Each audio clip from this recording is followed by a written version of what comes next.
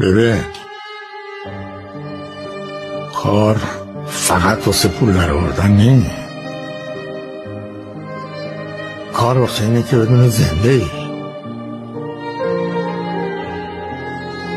وقتی کار داری، وقتی به فکر کارتی،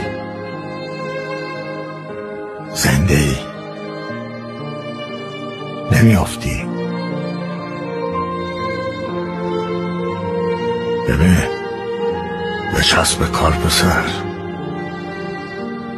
هر اتفاقی هم بیفته، هر چقدر تلخ، آدمو نمیکشه، قورتش میدی. یه چند سبایی دهنه تلخه، اما زنده ای.